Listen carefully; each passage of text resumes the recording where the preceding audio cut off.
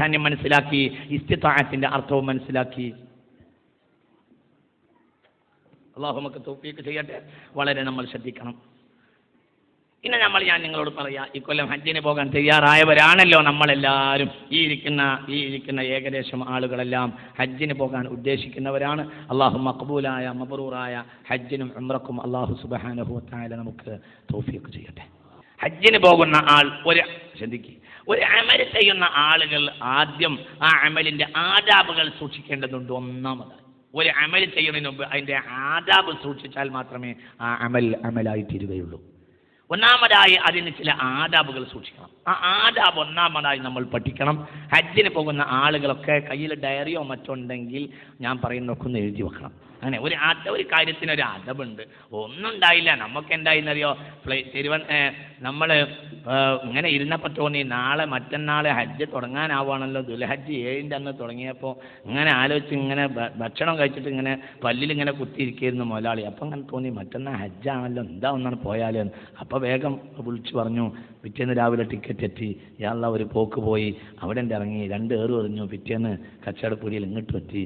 അതിനൊക്കെ ഊട്ടി പോവാന്ന് പറയും. അതിനൊന്നും ഹജ്ജിന് പോവാന്നല്ല പറയാ. അങ്ങനെയാണ്, അതിന് ഊട്ടി പോവാന്നാ പറയാ. ഹജ്ജിന് പോകുന്ന പല ആളുകളും ഹജ്ജ് അല്ലാത്തിനും പോകുമെന്ന് ഹബീബായ റസൂലുള്ളാഹി സ്വല്ലല്ലാഹു അലൈഹി വസല്ലം പറയുന്നുണ്ട്. അൽ അഗ്നിയാഉ ലിന്നുസ്ഹതി, അന്ത്യനാളിൽ ഹജ്ജിന് വരുന്നവരിൽ അൽ അഗ്നിയാഉ ലിന്നുസ്ഹതി, മുതലാളിമാർ മാനസിക ഉല്ലാസത്തിന് വേണ്ടി ഹജ്ജിന് വരും എന്ന് ഹബീബായ റസൂലുള്ളാഹി സ്വല്ലല്ലാഹു അലൈഹി വസല്ലം ഇമാം ഗസ്സാലി തങ്ങൾ ഇത് ഇഹ്യായിൽ രേഖപ്പെടുത്തിയിട്ടുണ്ട്. മുതലാളിമാർ അന്ത്യകാലത്ത് നുസ്ഹത്തിന് വേണ്ടി വരും. നുസ്ഹത്ത് എന്ന് പറഞ്ഞാൽ മാനസികമായ ഒരു സന്തോഷം. അങ്ങനെയാണ് എന്നും പേടിക, കച്ചവടം, കമ്പ്യൂട്ടർ അടിച്ചു നോക്കൽ, പിന്നെ സെയിൽ ടാക്സ് ഓഫീസർമാരുടെ ഇൻകം ടാക്സ് പരിശോധന, ഇങ്ങനെ അങ്ങനെ രാഷ്ട്രീയക്കാർക്ക് അവിടെ വിളിച്ചു കൊടുക്കണം, ഉദ്യോഗസ്ഥന്മാർക്ക് മേശൻ്റെ അടിയിൽ കൂടെ കൊണ്ടുപോയി കൊടുക്കണം. ഇങ്ങനെ പ്രശ്നമാണ് ദിവസം, എല്ലാ ദിവസവും പ്രശ്നമാണ്. അപ്പം പിന്നെ എന്ത് ചെയ്യുന്നറിയോ, ഹജ്ജിൻ്റെ സീസണിൽ ഒന്നങ്ങോട്ട് ഒരു 4 ദിവസം അവിടെ പോയി നിന്നാൽ ഒന്ന് വൃത്തിയായി എന്ന് കരുതും. അങ്ങനെ വൃത്തിയാക്കാൻ വേണ്ടി പോകും. ഇതിന് ഹജ്ജ് എന്ന് പറയുകയില്ല, അത് നുസ്ഹത്തിന് വേണ്ടിയുള്ള പോക്കാണ്. നുസ്ഹത്ത് എന്നാൽ മാനസിക ഉല്ലാസം, അതാണ് അർത്ഥം. ഹജ്ജിന് അതിൻ്റെതായ അദബുണ്ട്. ഇപ്പം നിങ്ങൾ ഹജ്ജായിട്ടില്ലല്ലോ, ഹജ്ജ് മാസങ്ങൾ വരെ ഉദിച്ചിട്ടില്ല. ഇനിയിപ്പോൾ എത്ര ഉണ്ട്? ഇപ്പോൾ തന്നെ നിങ്ങളെല്ലാവരും ഇതിന് തയ്യാറായി എത്തിയല്ലോ. അപ്പം നിങ്ങളിതിൻ്റെ ആദാബ് ചിട്ട പാലിക്കാൻ ഉദ്ദേശിക്കുന്നവരാണ്. ഒന്നാമതായി അമലിൻ്റെ പ്രധാനപ്പെട്ട ചില അമലുകൾ ചെയ്യുമ്പോൾ നമ്മൾ ളുഹർ നിസ്കരിക്കുകയാണെങ്കിൽ ആരോടും മുഷാവറ ചെയ്യേണ്ടതില്ല. കാരണം അത് ദിനേന ചെയ്തുകൊണ്ടിരിക്കുന്നതാണ്. അതൊരു എന്നുള്ള നമ്മളെ ശ്വാസം പോലത്തെ ഒരു സംഗതിയാണ്. ഇതങ്ങനെയല്ല. ഇത് ഉംറയിൽ അവൻ്റെ ആയുസ്സിൽ തന്നെ ഒരു തവണ ചെയ്യലേ ഫർളുള്ളൂ, ചെയ്യാവുന്നതാണ്. ഇക്കൊല്ലം ചെയ്താൽ അടുത്ത കൊല്ലം നമ്മൾ ഉണ്ടാവുമെന്ന ഉറപ്പൊന്നും ഇല്ലല്ലോ. നമുക്കാകെ നമ്മൾ ആയുസ്സിൽ ഒരു അവസരം മാത്രമേ ഒരു പക്ഷേ അതിനുണ്ടാവുകയുള്ളൂ. അല്ലാഹു എപ്പോഴും നമുക്ക് അവസരം തരട്ടെ. എന്നാലും നമ്മൾ ചിന്തിക്കാം, അപ്പം എന്ത് ചെയ്യണം? അൽ മുശാവറ. വഇദ് ഖാല റബ്ബുക ലിൽ മലായിക ഇന്നി ജാഇലുൻ ഫിൽ അർളി ഖലീഫ ഖാലു അതജഅലു ഫീഹാ മൻ യുഫ്സിദു ഫീഹാ വയസ്ഫികു ദിമാ. ശ്രദ്ധിക്കുക. ഒന്നാമത്തെ കാര്യം മുശാവറയാണ്.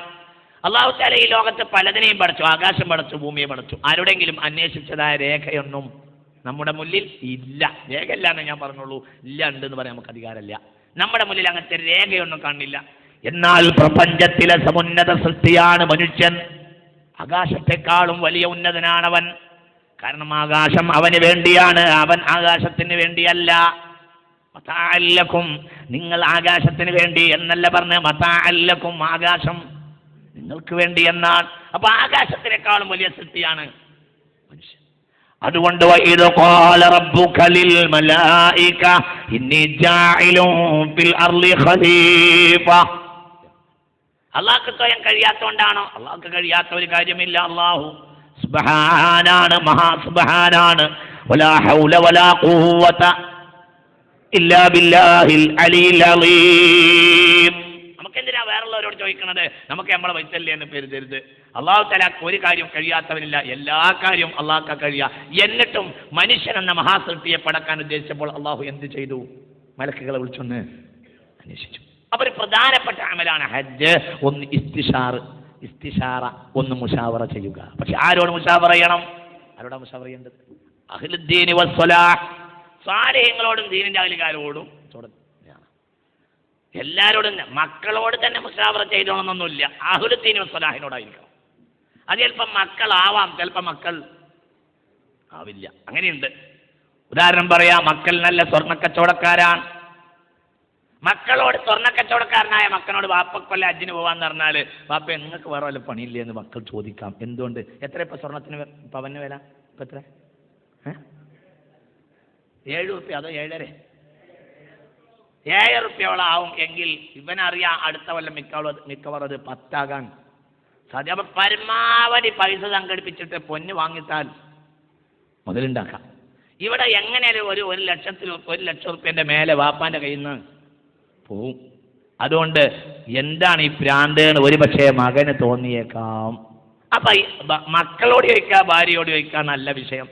അഹ്ലുദ്ദീൻ വസ്സലാഹി, ദീൻ സ്വലാഹിന്റെ അഹ്ലുകാരോട് മുശാവറ ചെയ്യണം. അവരോടൊന്ന് പറയണം, ഞാൻ ഉദ്ദേശിക്കുന്നുണ്ട്, എന്താ വേണ്ടത്? നല്ല കാര്യമാണ്. അഹ്ലുദ്ദീൻ വസ്സലാഹിനോട് പറഞ്ഞാൽ അവർ പറയും നല്ല കാര്യമാണ്, ഉഷാറാണ്. എന്താ വേണ്ടത്? പ്രത്യേകിച്ച് ഹജ്ജ് ചെയ്ത ആളുകൾ, അവർക്ക് നമ്മളെക്കാൾ ഈ വിഷയത്തിൽ ബോധമുണ്ടാകും. അവരെ മനസ്സ് എപ്പോഴും ഹജ്ജിനെ പറ്റി ആലോചിച്ചുകൊണ്ടിരിക്കും, പറഞ്ഞുകൊണ്ടിരിക്കും. അല്ലാഹു നമുക്കൊക്കെ തൗഫീഖ് ചെയ്യട്ടെ. അപ്പോൾ ഒന്നാമത്തെ കാര്യം യുസ്തഹബ്ബു അൻ യുശാവിറ മൻ യസിഖു ബിദീനിഹി വഖിബ്റതിഹി വഅമലിഹി ഫീ ഹജ്ജിഹി ഫീ ഹാദൽ വഖ്തി. ഒന്നാമതായി അവൻ മുശാവറ നടത്തണം. ആരോട്? മൻ യസിഖു ബിദീനിഹി, ദീൻ ഉറപ്പുള്ള ആളുകളോട്. അവനിന്റെ കയ്യിൽ ദീനുണ്ട്, സ്വലാഹിയത്തുണ്ട്, അത്തരം ആളുകളോട് മുശാവറ ചെയ്യണം. മുശാവറ ചെയ്താൽ ഇത്തരം കാര്യങ്ങളിൽ ഏറ്റവും നല്ലത് പറഞ്ഞു കൊടുക്കുകയും വേണം എന്ന് ബഹുമാനപ്പെട്ട ഇമാം നവവി റളിയല്ലാഹു അൻഹു പറയുന്നു. രണ്ടാമതായി പ്രധാനപ്പെട്ട കാര്യം അൽ ഇസ്തിഖാറ. അൽ ഇസ്തിഖാറത്തു, ഇസ്തിഖാറത്ത് നടത്തണം. ഏതൊരു അമൽ ചെയ്യുകയാണെങ്കിലും ഇസ്തിഖാറത്ത് നടത്തണം. ഖൈറിനെ തേടിയ പ്രാർത്ഥന 2 റക്അത്ത് നിസ്കരിച്ച് 2 റക്അത്ത് അല്ലാഹുമ്മ ഇന്നി അസ്തഖിറുക എന്ന് പറയുന്ന ബിഇൽമിക എന്ന് തുടങ്ങുന്ന ദിക്റുണ്ട്. ഹാജിമാർക്കുള്ള ഗൈഡുണ്ടാവുമല്ലോ, പുസ്തകമല്ലേ, വാങ്ങിയിട്ടില്ലെങ്കിൽ വാങ്ങണം, അങ്ങാടിയിൽ നിന്ന് വാങ്ങാൻ കിട്ടും, അത് വാങ്ങണം. എന്നിട്ട് അല്ലാഹുമ്മ ഇന്നി അസ്തഖിറുക ബിഇൽമിക വ അസ്തഖ്ദിറുക ബിഖുദ്റതിക, അല്ലാഹുവേ നിന്റെ ഇൽമിനോട് ഞാനിതാ ഖൈറിനെ അന്വേഷിക്കുന്നു, നിന്റെ ഖുദ്റത്തിനോട് ഞാനിതാ ഖുദ്റത്തിനെയും ചോദിക്കുന്നു.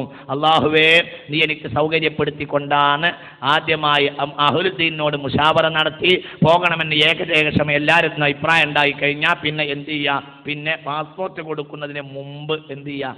ഒന്ന് ഇസ്തിഖാറത്ത്. ഏതൊരു ഖൈറായ കാര്യം ചെയ്യുകയാണെങ്കിലും ഖൈറിന്റെ വാതിൽ അല്ലാഹുവിൽ നിന്ന് തുറന്നു കിട്ടാൻ വേണ്ടി എന്ത് ചെയ്യണം? 2 റക്അത്ത് നമസ്കരിച്ചിട്ട് ശേഷമുള്ള ദുആ ചെയ്യണം. അതൊക്കെ ഹബീബായ റസൂലുള്ളാഹി സ്ഥിരമായി ചെയ്തിരുന്നതാണ്. നമ്മുടെ ധാർഷ്ട്യമോ നമ്മുടെ അഹങ്കാരമോ നമ്മുടെ അമലിന്റെ റബ്ബയെ കെടുത്തിക്കളയും. അള്ളാഹു നമുക്ക് കാത്തിരക്ഷിക്കുമാറാകട്ടെ. അവർ റബ്ബിനോട് ഇസ്തിഖാറത്ത് ചെയ്യണം. ആരെങ്കിലും പാസ്പോർട്ട് കൊടുത്തവരൊക്കെ ഉണ്ടാവുമല്ലോ ഈ കൂട്ടത്തിൽ. ഇനി ചെയ്തിട്ടുണ്ടെങ്കിലും ഇല്ലെങ്കിലും ഇപ്പോൾ പുറപ്പെടുന്നതിന് മുമ്പ് എപ്പോഴും ഈ കാര്യം ചെയ്യാം. മനസ്സിലാവണില്ലേ പറഞ്ഞത്? നേരത്തെ ആർക്കെങ്കിലും ഇങ്ങനത്തെ ഒരു കാര്യം ഫൗത്തായി പോയിട്ടുണ്ടെങ്കിൽ, ചെയ്യാൻ പറ്റാതെയായി പോയിട്ടുണ്ടെങ്കിൽ അവർക്ക് ഇനിയും ഈ കാര്യം ചെയ്യാവുന്നതാണ്. അതിന് രാത്രിയെ തിരഞ്ഞെടുക്കലാണ് നല്ലത്. ഇസ്തിഖാറത്തിനൊക്കെ നല്ലത് രാത്രിയെ തിരഞ്ഞെടുക്കലാണ്. പാതിരാത്രി കഴിഞ്ഞാൽ പ്രത്യേകിച്ച് അല്ലാഹു തആല അവന്റെ ഖുദ്റത്തിന്റെ ഫയലാൻ രാത്രി പാതിരാത്രി കഴിഞ്ഞാൽ സമാഉദ്ദുന്യയുടെ താഴേക്ക് വിടും. ആർക്കും ആവശ്യക്കാർക്ക് അല്ലാഹു കൊടുക്കും എന്ന് ഹബീബായ റസൂലുള്ളാഹി സ്വല്ലല്ലാഹു അലൈഹി വസല്ലം പറയുന്നുണ്ട്. പാതിരാത്രി കഴിഞ്ഞിട്ട് ഒന്ന് എണീറ്റിട്ട് 2 റക്അത്ത് നമസ്കരിച്ചിട്ട് റബ്ബിനോടൊക്കെ ചോദിക്കുക. 1-ാമത്തെ റക്അത്തിൽ ഫാത്തിഹ കഴിഞ്ഞാൽ കാഫിറൂനയും 2-ാമത്തെ റക്അത്തിൽ ഫാത്തിഹ കഴിഞ്ഞാൽ ഖുൽ ഹുവല്ലാഹു അഹദും ഓതുക. ഇസ്തിഖാറത്ത് നമസ്കാരത്തിലും ഇനിയുള്ള നമസ്കാരങ്ങളിലൊക്കെ ഞാൻ പിന്നീട് പറയും ചെയ്യാം, ശ്രദ്ധിക്കുക. എന്നിട്ട് ആ ദിക്റുണ്ട്. ആ ദിക്ർ വളരെ വ്യക്തമായി സ്വഹീഹുൽ ബുഖാരി രേഖപ്പെടുത്തിയിട്ടുണ്ട്. ആ ദിക്ർ ചൊല്ലിയിട്ട് ചെല്ലുക. 1-ാമത്തെ റക്അത്തിൽ ഫാത്തിഹ കഴിഞ്ഞാൽ ഖുൽ യാ അയ്യുൽ കാഫിറൂൻ, 2-ാമത്തെ റക്അത്തിൽ ഫാത്തിഹ കഴിഞ്ഞാൽ ഖുൽ ഹുവല്ലാഹു അഹദ് ഓതുക. എന്നിട്ട് സലാം വീട്ട് 2 റക്അത്ത് ഇസ്തിഖാറത്തിന്റെ 2 റക്അത്ത് സുന്നത്ത് നമസ്കാരം അല്ലാഹുവിന് വേണ്ടി ഞാൻ നമസ്കരിക്കുന്നു നിയ്യത്ത് ചെയ്യുക. മനസ്സിലാവണില്ലേ പറഞ്ഞത്? ഇസ്തിഖാറത്തിന്റെ 2 റക്അത്ത് നമസ്കാരം അല്ലാഹുവിനെ നമസ്കരിക്കുന്നു എന്ന് നിയ്യത്ത് ചെയ്ത് 1-ാമത്തെ റക്അത്ത് കഴിഞ്ഞ് ഫാത്തിഹ കഴിഞ്ഞാൽ കാഫിറൂനെ, 2-ാമത്തെ ഫാത്തിഹ കഴിഞ്ഞാൽ ഇഖ്ലാസ് ഓതുക. എന്നിട്ട് 2 റക്അത്ത് നമസ്കരിച്ചതിന് ശേഷം ഇസ്തിഖാറത്തിന്റെ പ്രാർത്ഥന നടത്തുക. അഥവാ ഒരാൾക്ക് പ്രാർത്ഥനയുടെ ദിക്ർ അങ്ങനെ തന്നെ ചെല്ലാൻ കിട്ടിയിട്ടില്ലെങ്കിൽ ഒരു പേടിയും പേടിക്കണ്ട. അവർക്ക് റബ്ബിലേക്ക് കൈയ്യടുപ്പൊക്കിയാൽ മതി. അല്ലാഹു നമ്മുടേതാണ്, അല്ലാഹു നമ്മുടെ റബ്ബാണ്. ഒരു പേടിയും പേടിക്കണ്ട, ഒരാളും പേടിക്കണ്ട. ഒരാൾക്ക് അറബി വായിക്കാൻ കിട്ടില്ല എന്നുള്ളതുകൊണ്ടൊക്കെ അവൻ അധ്വാനിക്കണം. ഇനി കിട്ടിയിട്ടില്ലെങ്കിലും എന്തില്ല പേടിക്കണ്ട. നിങ്ങൾക്ക് മനസ്സിലാവണില്ലേ പറഞ്ഞത്? ഒരു കാര്യം കൂടി സ്വാഭാവികമായി ഞാൻ നിങ്ങളോട് പറയട്ടെ. നാവ് കൊണ്ട് പറയൽ ഫർളായ ഒരു സംഗതിയും ഹജ്ജിൽ